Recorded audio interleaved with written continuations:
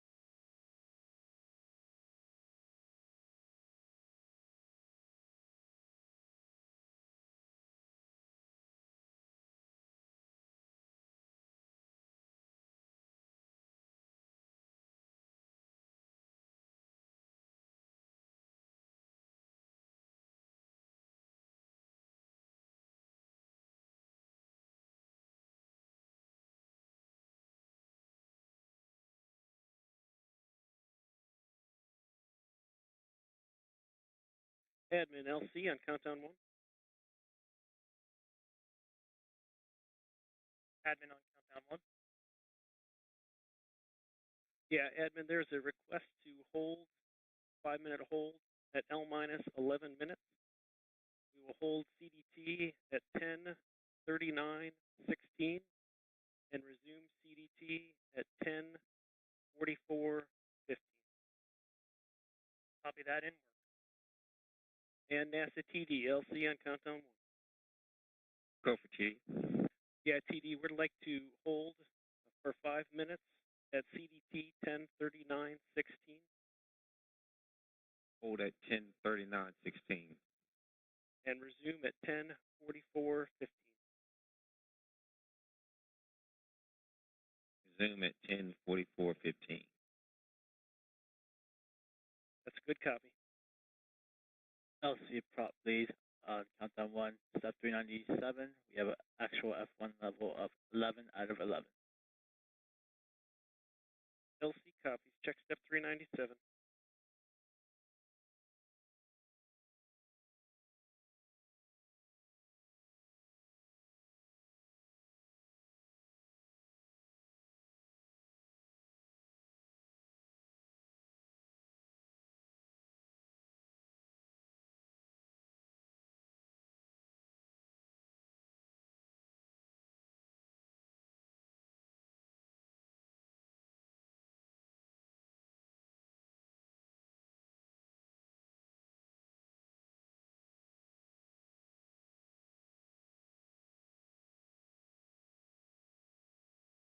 And prop 2 LC on countdown 1.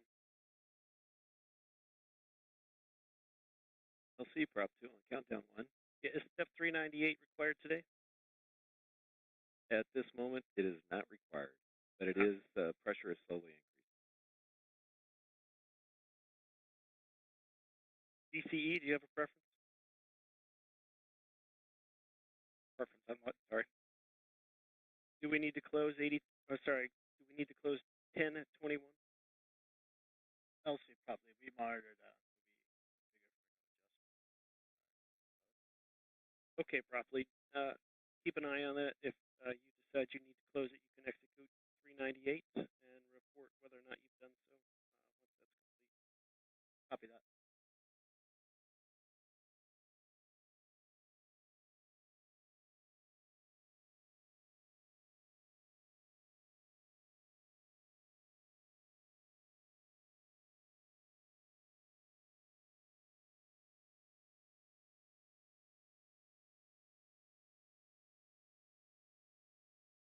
And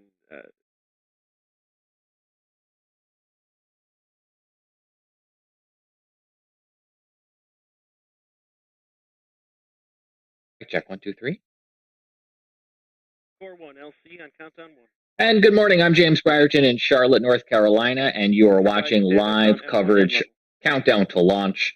The rocket there on the left side of your screen in Wallops, Virginia. We are streaming on the Carolina Weather Group and on WCNC Plus, where we have meteorologist Brittany Van Voorhees with us. We also have NASA Ambassador Tony Rice, who is the lucky one on the call right now from Fredericksburg, sitting outside. He's got a break in the clouds. We'll be showing you satellite here coming up in just a moment, but as we are rocking and rolling and counting down to a launch that we anticipate to be at 5:50 a.m. Eastern Standard Time. If you're just waking up, good morning and welcome to Standard Time. Here is a brief overview of what we can expect with this resupply mission to the International Space Station. The latest Antares rocket will launch from Wallops Island, Virginia this weekend. This means folks right here in the Carolinas and all across the mid-Atlantic states may catch a glimpse. This rocket is a resupply mission for NASA. It will hold supplies, equipment, and materials for science experiments. It'll also house catch some good information that way. I haven't quite figured that out yet, so we have to send up fresh laundry for them. Tony Rice is an ambassador for NASA. He says the most exciting thing with this launch is collecting new scientific data. Experiments include bioprinting tissues, ovarian cell research to improve fertility treatments, and examining mud flow to help prevent landslides post-wildfire. The benefit of, I hope I don't wake up doing these tests in space is you remove gravity from the equation. It really lets the scientists if they get mad at you, your response is, the launch will begin at 5:50 Sunday morning. Now don't forget to set your alarm on a device that auto-updates, like a cell phone. Daylight saving time ends the same morning. It'll still be dark since the sun won't have officially risen yet, but as sunlight hits the upper atmosphere, it'll illuminate the exhaust from the rocket. Look toward the east-northeast and keep an eye out for a little yellow dot in the sky. If you have trouble navigating where to look, just look toward the sunrise. Candace Jordan, the planetary administrator at the Shield Museum, says another cool thing about the launch is who it's named after, the late Sally Ride. She was the first American woman in space. One of the first female CATCOM, so the ones that talk to the astronauts that are in space. So I think it's a really neat thing. She was a big women in STEM and STEM engagement. For WCNC Charlotte, a meteorologist, Brittany Van Voorhees. This launch attempt, so we're going to have to scrub the launch attempt for today. That's a scrub. Okay, wow. Coming back out of that video there, let's listen to this. They have just announced a scrub of launch due to a fire alarm at the control facility in Virginia. You are go to abort the OCCS sequencer. Copy invert. And that will bring us back around to a launch attempt. Tony, did they say tomorrow morning? They said required 24-hour recycle time. So, 5:27 tomorrow morning. I mean, I guess anything is possible in these situations, but Tony, you've been to lots of launches. Have you ever had a fire alarm in the control room? We have scrubbed for the day due to a fire at the Wallops site for Northrop Grumman. Fire alarm. We are scrubbing for the day, and we'll look again tomorrow. Lunchtime tomorrow, Monday, November 7th, will be at 5:27 a.m. So we hope you can join us then. Thank you and have a good day. We can cut that feed. There's nothing more that will be learned there. Yes, we might as well talk for a minute, though. We all woke up. Yeah, exactly. And each one of these is a little bit of an education, and here's more education. Yes, I have been to a lot of launches, and more of them are launch attempts than actual launches. I have. Your question was a good one. No, I have never seen a fire alarm, especially at a remote facility, cause a scrub like this. But it does point something out interesting here, and that's that there are facilities there on Wallops Island that are, obviously a big part of this launch. But a good part of the team is a couple hours away over in Dulles, Virginia, just outside the Dulles airport. You see the same thing with the SpaceX launch team. They've got, even when they're launching from Florida, they've got folks that are off in near Los Angeles, and we've all seen launch control in Florida with additional personnel in Houston. So there's facilities all over everywhere. Never seen a fire alarm cause a launch scrub before. Well, yeah, because we have Artemis coming up hopefully next week, and they take off like you said from Florida and then hand over to Houston. 5:27, I believe, is what they said for this launch attempt tomorrow. Folks are tuning in, waking up early this morning, probably having the same feelings we are. But I think so many people have woken up, Tony, because they were hoping to see this in the sky along the East Coast. Is that still going to be possible tomorrow? That should still be possible. I look to you two for the a forecast. We're picked very carefully of where we might be able to see that, whether we might be able to see that. What's the weather looking like tomorrow morning? It looks a lot better than this morning, that's for sure. Okay. Yeah, we'll still see some clouds around. I don't think it'll be as much of a concern because it looks like the main line of kind of rain that's been causing some issues, at least here in the Carolinas, with all the cloud cover coming with it. It does look like a lot of that will be wrapped up by tomorrow morning. So partly cloudy, I would say, for the most part, but I don't think nearly as cloudy as right now. I mean, I was even telling you earlier, Tony, that I was looking at the cloud cover even where you are in Fredericksburg. And I mean, you were seeing some breaks at times, but I mean, it was for the most part pretty dense cloud cover. So we shocked down here. I'm like, James, you're jumping to Monday night. I'm sorry, man. I'm sorry, everybody. So yeah, but I mean, Brittany, I think you're right. I think so many folks here in our home territory, the Carolinas, or across much of the East Coast this morning are dealing with clouds more likely than not. But as we look ahead to tomorrow morning, I think more people are going to have a better show. Yeah. I think much better in terms of the weather. I actually, James, remember we kind of joked about that the other day where I said, if I was in charge, I would just put it on Monday because the weather's going to be so much better. And you're like, well, too bad that you're not in charge. But hey, I guess a fire alarm beat me to it. But I think that's I think that's going to be much better for people who are actually really interested in kind of watching like the full stream and getting to watch it for long periods of time. I think if it had been this morning, it would have been like maybe a quick view. I think tomorrow they'll have a lot more long range opportunities to get a glimpse. For this particular rocket, a clear view, a clear sky is going to be really, really important. It's a bit smaller than if you've seen a SpaceX launch before and been able to see it from Charlotte or wherever in the Carolinas. A lot more difficult with the Antares. This one is going to be taking more of we'll have to look at the trajectory, see if it changes anything tomorrow. I suspect the answer is probably no, since it's just a 24-hour turnaround. But it takes more of a southerly trajectory. It's a bit dimmer in the sky, especially during that first part of the launch, where all you're really looking at it as a single smaller engine. So that dot isn't as prominent, that kind of yellowy orange dot moving in the sky. But what's really exciting about a launch like this is the possibility that we might be able to see the exhaust plume being lit by the rising sun. And that takes a really clear sky to be able to see something like that. So hopefully we'll have some better weather tomorrow. Yeah, I think, Tony, you said this when we were chatting the other day about how oftentimes people say it kind of looks like a jellyfish. I was in Fort Myers before this and saw a lot of SpaceX launches, from there where you kind of see as, it gets in the upper atmosphere, it's illuminated. So to have like a clearer view, I think of seeing that is like going to be really important to people who are in the Carolinas who really, really want to take like this unique opportunity to get that view possibly. So. Yeah, because we are here in Charlotte, and I can pop cameras up real fast. Brittany and I were talking about it right before we came on. It's still muggy, it's still kind of rainy, it's kind of dark outside, and that would have been probably a real damper for anybody further inland or across much of the Carolinas. So hopefully tomorrow is a better viewing opportunity. This unfortunate part is everyone's gonna have to wake up again tomorrow. Tony, I think you were gonna say something there. Yeah, I'm gonna call it a morning and turn back in for another hour or two, because it is starting to rain here in Fredericksburg, Virginia, and I am smart enough not to sit outside on the road. Well, Tony Rice, NASA Ambassador, we appreciate your time as always. We know we use a lot of your time. Go get some more sleep. I've unfortunately already hit the coffee, Brittany, so now I think I'm in it for the long haul. Well, you can watch Wake Up Charlotte starting at 6 a.m. That's right. So if you're streaming us on WCNC Plus, that'll be coming your way in the next couple of minutes. Brittany, I know you got to. We're going to try again tomorrow?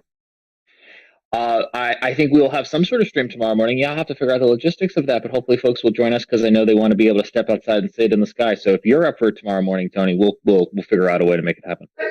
I'll be back in the Carolinas, so I'll be right in the middle, a little bit closer than y'all, closer in Raleigh, but give it another try. Thank you, Tony. All right, Tony, thank you so much. And it's 5:47.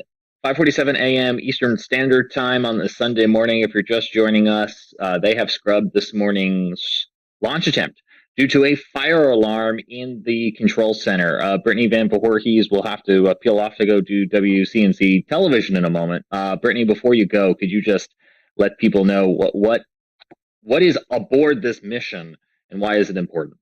Well, there's a lot of important things. I think one that's a little bit interesting that actually when I tell people they look at me funny, is that astronauts cannot wash their clothes in space. So fresh laundry, we essentially send them new laundry and they send it back. So pretty much the longest free dry cleaning service, I guess you could say, probably in the history of the world.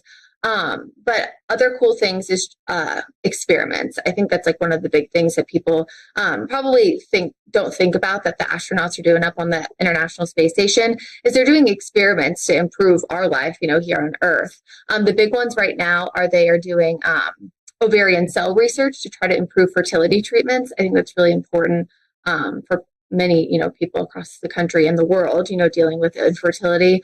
They're doing studies on how plants adapt in space. And they're doing 3D printing of different like biomedical engineering kind of stuff. So, replacements of different joints, things like that. And I think that's all really cool because, of course, it all, again, improves our lives.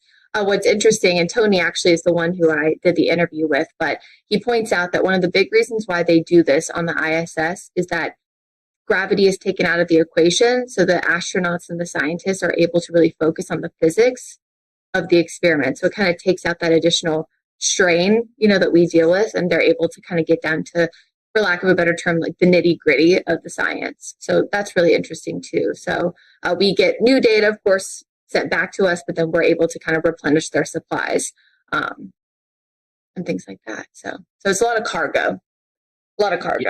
Yeah, absolutely. No one aboard this particular rocket, other than the fact that it is named for Sally Ride, as they have, amongst other things aboard, science experiments from kids and other scientific missions, as Brittany mentioned, and also just things to keep life going there on the International Space Station. As we look ahead to a launch attempt for tomorrow, we showed this a few moments ago, but so much of the East Coast is socked in by clouds this morning, and we anticipate more people will have clear skies as we look ahead to tomorrow's launch at 5:27 a.m. Eastern Standard Time from Wallops, Virginia. Not clear up and down the entire East Coast, but more clear than we have this morning. As you look here on our model run this morning for precipitation, you can still see that we have rain throughout the East Coast and even just kind of humid moisture out there that is obscuring views. And as we look ahead to tomorrow morning, a lot of that will clear out. Maybe you'll have some interference if you're trying to watch from, say, upstate New York or Pennsylvania, kind of the outer reaches of this viewing area.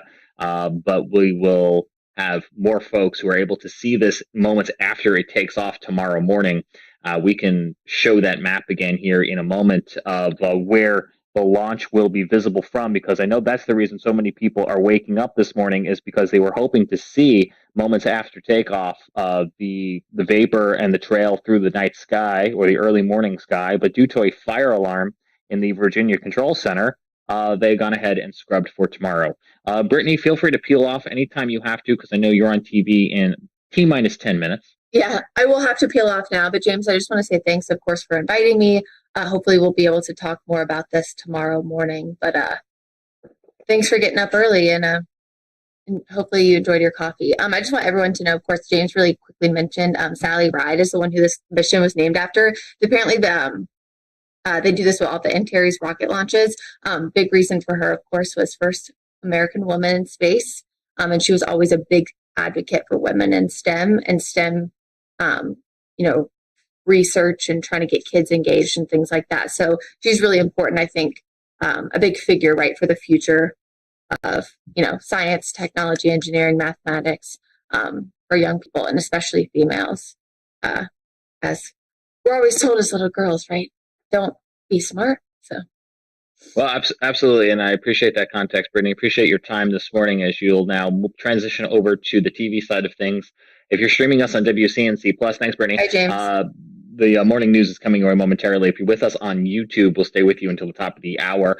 And kind of to transition off of what Brittany was just talking about with the naming of the cargo capsule here after Sally Ride, it also reminds us of Artemis, of course, named for Apollo's sister. And Apollo bringing men to the moon some 50 years ago, and now Artemis returning us to the moon, and eventually with the first person of color and the first woman on the moon, hopefully by the year 2024, 2025. I bring this up, of course, because they just rolled Artemis out to the launch pad at Cape Canaveral. I guess it was now early Thursday morning, and they are set to make their next launch attempt for Artemis, the test mission there, the unmanned, uncrewed test mission on our drive back to the moon. And that will happen at 12:07 a.m.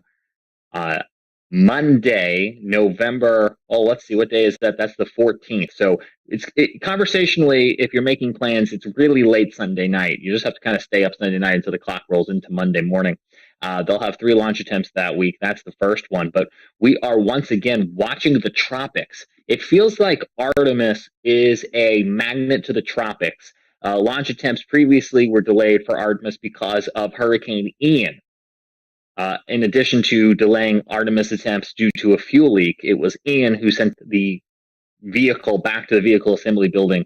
You're taking a look here at the weather outlook from the National Hurricane Center in Miami, and you can see 2 possible tropical systems that will be developing over the next 48 hours. But of course, the big one we're watching here is just off the coast of Florida and the East Coast. That could be causing some tropical downpours and wind, even if this doesn't make tropical storm status. Like if it never gets a name, we're going to be watching for some of this weather to come rolling on through as we get to the later half of the week that is starting anew today. So let's show you here on the GFS computer model what that might look like. And again, this is several days out, and we may never actually reach full-blown tropical status, especially here in the November timeframe.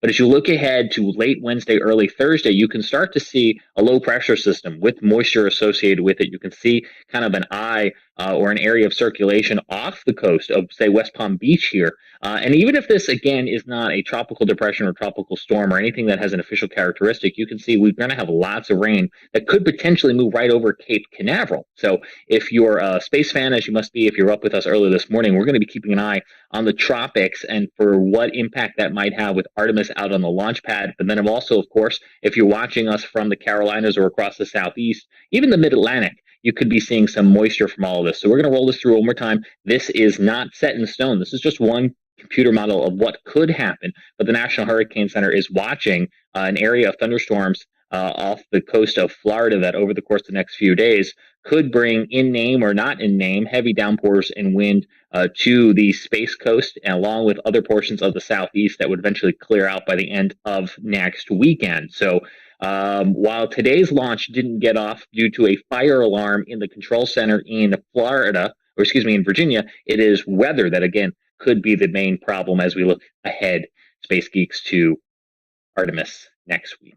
We also have a lunar eclipse that will be coming your way early Tuesday morning. If you're watching from the East Coast, as I imagine many of you are with the hopes of seeing today's rocket, then that eclipse will begin to pique your interest probably about 4 a.m. on Tuesday morning. So if you're an early riser, this is the place for you. Unfortunately, because of the timing and our position here on the East Coast, we won't really see the tail end of that eclipse because the moon will set, the sun will rise before the show is over, but you'll be able to see max totality if you want to get up early on Tuesday morning to see that lunar eclipse. You're just going to need a really low view of the sky, someplace that doesn't have a lot of trees. Could be the place you were venturing out to this morning, as we were hoping to get this resupply mission to the International Space Station off the ground in Wallops, Virginia, again being scrubbed due to a fire alarm at the Launch Control Center there in Virginia. As Tony Rice, NASA ambassador, was telling us, he's been to lots of launches, seen them scrubbed for all sorts of reasons.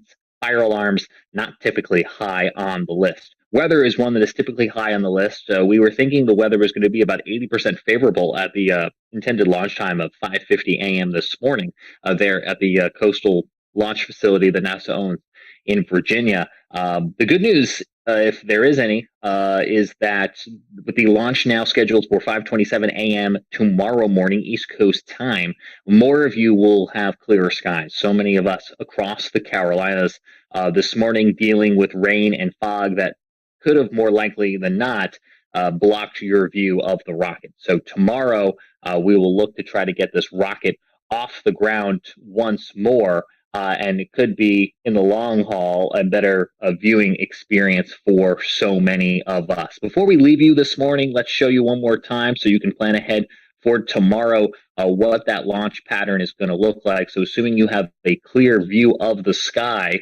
within seconds to minutes after launch, you might be able to see the trail, the vapor trail, and a streak of light in the sky. You're going to want to position yourselves towards the Virginia coast. So if you're in the Carolinas, that would be to the northeast. If you're in the northeast, you kind of want to look south. The rocket is going to take off towards the ocean and towards Bermuda, where they have a tracking station for this. The mission will eventually take that uncrewed rocket and the cargo capsule named after Sally Ride up to the space station to resupply the men and women working hard up there at the International Space Station. It's 5:58. I'm James Brierton in Charlotte. If you're watching us on WCNC Plus, the morning news with Brittany Van Voorhees and the WCNC Charlotte crew will follow momentarily. If you're watching us on YouTube, we will be wrapping up our coverage here on the Carolina Weather Group and on Weather IQ in just moments, and we will be back tomorrow morning with another launch attempt from Wallops, Virginia, and we'll also be back next week with coverage of what we hope to be a launch of Artemis 1. So for now, from Charlotte, I'm James Brierton. Thanks for getting up with us. Enjoy the rest of your Sunday, and don't forget